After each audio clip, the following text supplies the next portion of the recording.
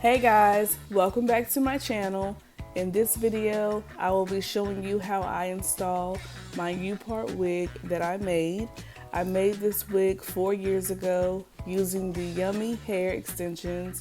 The extensions have held up so well. They are just like new even to this day. I will be placing a link down below so that you can check out their website. Other than that, I hope you enjoyed the video and I will see you in the next one.